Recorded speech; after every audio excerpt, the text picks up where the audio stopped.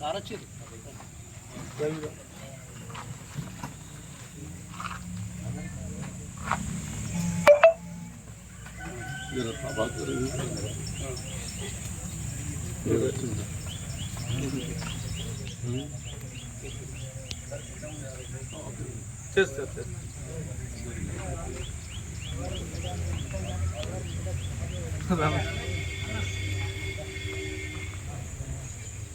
తొందర సార్ వచ్చారు. నమస్తే. ఎంత సత్తను వచ్చింది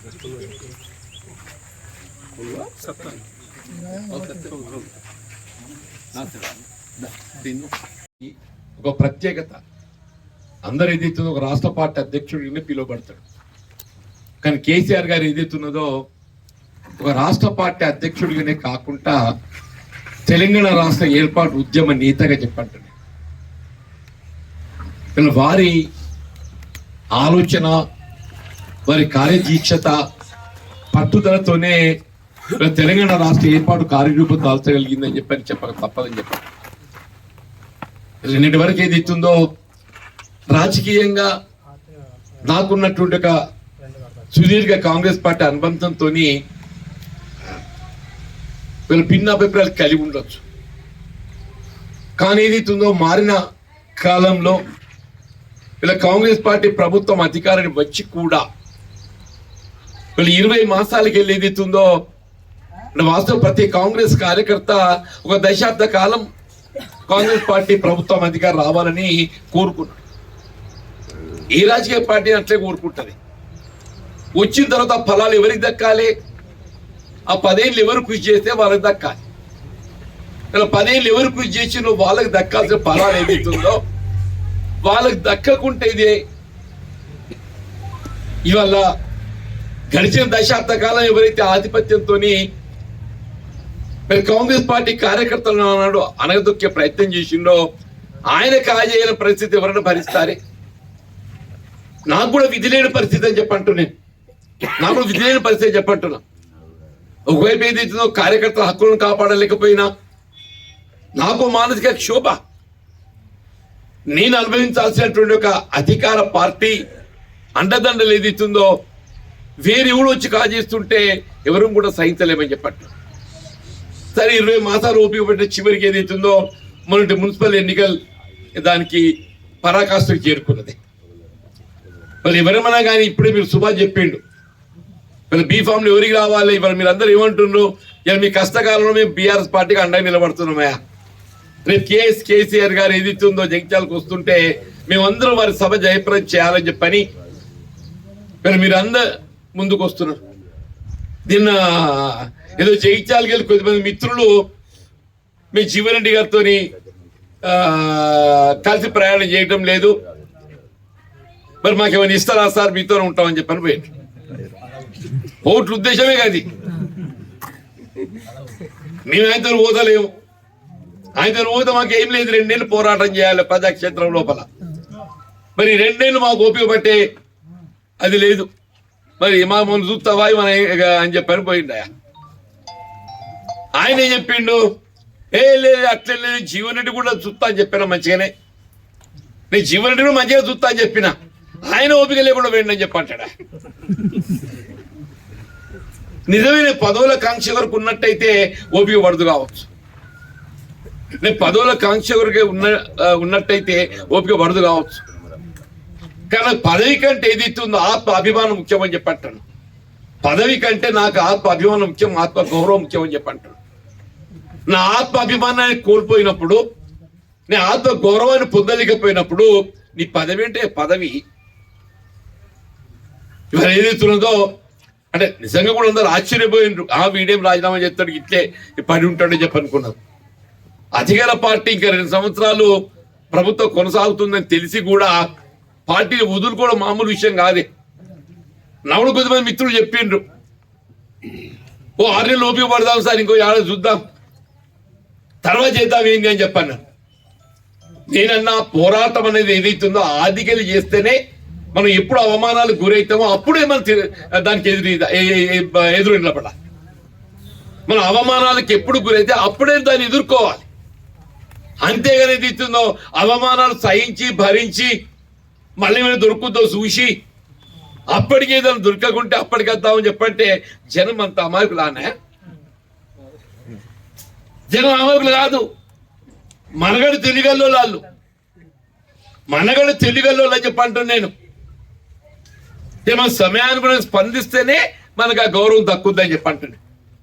2 సంవత్సరాలు ఇంకా ప్రభుత్వ కాల పరిమితి ఉండి కూడా మన పదవులు ముఖ్యం కాదు, ఇక ప్రజల పక్షం నిలబడాలి మనం అని చెప్పిన భావంతో ఏదైతే బయటకు రావడము, అందుకే మనం గౌరవిస్తున్నాయి. వీళ్ళు ఇంతమంది వచ్చిన మీరు పాతోళ్ళు కొత్తోళ్ళు అందరూ కూడా చెప్పంటారు. పథకాలకి ఎదురు దెబ్బలు తగులుతాయి.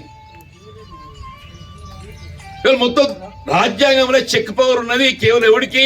సర్పంచ్ ఒక్కడికి చెక్ పవర్ ఉందా? ఇప్పుడు ఆ చెక్ పవర్ కూడా కాజేయాలో ప్రయత్నాలు కొనసాగుతున్నాయని చెప్పండి. ఈ సర్పంచ్లను మభ్యపెట్టి మీరు అధికార పార్టీ వైపు రావాలని కొంత ప్రలోభాలు గురి చేసి పట్టకపోతున్నా. మరి వాళ్ళకి చేసినారా? మీరు చేస్తారా? 2 ఏళ్ళు గడిచింది, ఏం చేసిరే మీరు? నేను అడుగుతున్నా. నేను రాష్ట్రంలో కాంగ్రెస్ ప్రభుత్వం ఏర్పడి 2 సంవత్సరాలు గడుస్తుందా? ఇదే ఎమ్మెల్యే గారు సంజయ్ గారు ఎదుగుతున్నదో 2 ఏళ్ళ ఎమ్మెల్యే ఉన్నాడా? ఆనాడు రాష్ట్రంలో టీఆర్ఎస్ ప్రభుత్వం ఉండగా చేపట్టిన కార్యక్రమాలు తప్ప ఈ 2 ఏళ్ళ కాంగ్రెస్ పార్టీ వాళ్ళు కొత్తగా చేసిందని చెప్పని చెప్పి అంటున్నాడు. ఆనాడు జితేందర్ కాంగ్రెస్ పార్టీ అయినప్పటికీ కూడా టీఆర్ఎస్ ప్రభుత్వ విధానాలు అవి టీఆర్ఎస్ ప్రభుత్వ విధానాలు కేసీఆర్ గారి ఒక ఆలోచన విధానం అని చెప్పంటున్నాయి. ఊరు ఏదైతుందో వైకుంఠ ధామం కట్టించిండు. నిజమాబద్ధమే? ఎవడైనా జీవితం ముగియాల్సింది ఎన్నికైనా కానీ ఎవరికైనా కానీ. ముగిస్తే ఎక్కడికి పోతామే? శ్మశాన వాటిక. అదేదో మంచుకున్న ఉండద్దా?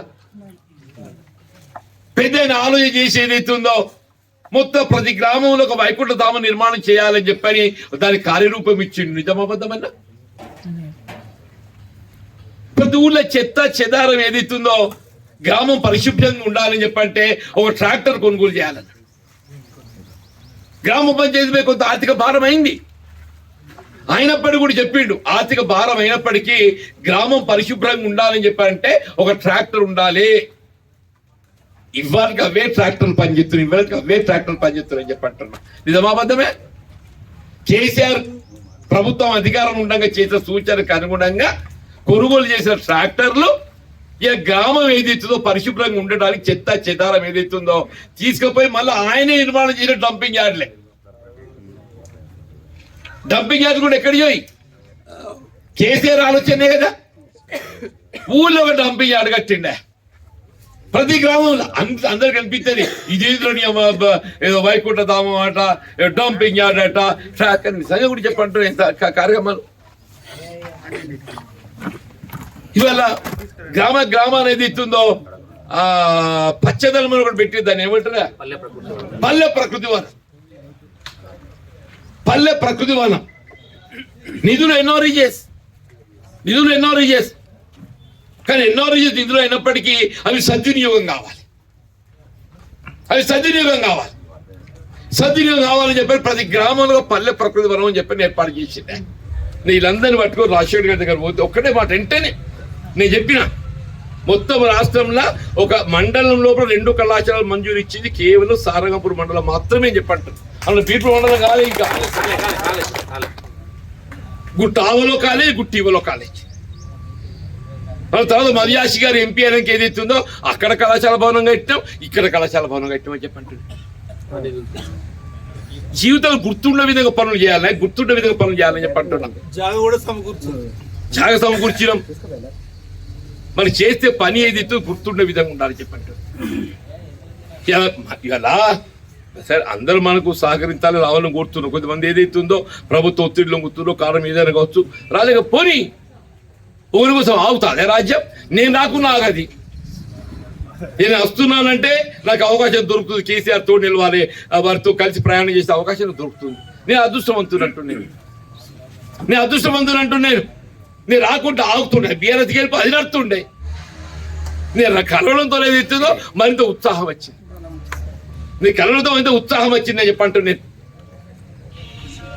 సర్పంచులు నిజంగా ఇంత అన్యాయం ఏదో అంటే చెక్ పవర్ దిక్కులేదా, ఒకటి అదేదో డిజిటల్ కేర్ ఉంటుంది. ఆ సర్పంచ్ కూడా తెలియదు డిజిటల్ క్యూ ఉంటుంది అని చెప్పని. అది వాడు ఆయన మండల పరిషత్ అవసరం జేబులో పెట్టుకున్నాడు. చెప్పు మీ సర్పంచ్ కు మాట్లాడతా నిజమే, డిజిటల్ కింద లేదు. వాడు ఎంపీఓ జేబులో పెట్టుకున్నాడు, వాడే ఎత్తుతాడు. నేను లెక్క చెప్తాడు ఇప్పుడు కింద వీక్ చేసి. నిజం బాబు శ్రీను, నిజంగా చెప్పంటు నేను. అంటే ఇవాళ ఏదైతుందో సర్పంచుల అధికారం దొంగ దెబ్బతిత్తుండే. సర్పంచ్ మా మద్దతు కావాలి కోరడం కాదే, వాళ్ళ హక్కులను పునరుద్ధరించు అని చెప్పి అంటున్నా, వాళ్ళ హక్కులు కల్పించు అని చెప్పి అంటున్నా. శానిటేషన్ వర్కర్స్ ఉన్నారే పాపం, వాళ్ళు 14,000 15,000 జీతాలు ఇస్తారే. మొత్తం శాఖలకు అన్నిటి ప్రభుత్వం వేతనాలు చెల్లిస్తుంది, రెవెన్యూ కానీ ఇంకేదన్నా కానీ. మరి పంచాయతీల గ్రామ పంచాయతీకి వచ్చారు కల్లా వీళ్ళు 15th ఫైనాన్స్ కలిసి జీతాలు ఇచ్చుకోవాలి. నేను అంతా అన్నదమ్ములు లెక్క కలిసి ప్రయాణం చేద్దాం. ఇద్దరు మిత్రులు ఇక్కడ రమణ గారు ఉన్నారు, వసంత గారు, అందరం కూడా కలిసి ప్రయాణం చేస్తాం. అందరం అనుకునే కార్యక్రమాలు రూపొందిస్తున్నాం. ఇలా సమావేశ స్థలి అక్కడ ఏర్పాటు కూడా అందరూ కలిసే చేస్తున్నారు. రేపు కేసీఆర్ గారి సమావేశం కూడా అందరం కలిసే చేస్తున్నాం. మళ్ళీ తరతమ భేదం అనేది లేకుంటే ఏదైతుందో మనం ఈ సభ సమావేశం జయప్రదం చేయాలి. భవిష్యత్తులో ఏ సమస్య వచ్చినా కానీ వీళ్ళ ప్రజల పక్షాన్ని నిలబడి పోరాటం చేయడానికి నేను ఎప్పుడు మీకు సంసిద్ధంగా ఉంటా అని చెప్పి అంటున్నా. ప్రత్యక్షంగా మీరు ఎవరైనా కానీ నాతో మాట్లాడచ్చు, ప్రత్యక్షంగా మీరు ఎవరైనా నాతో మాట్లాడచ్చు అని చెప్పండి. Thank you. మీరు సూచన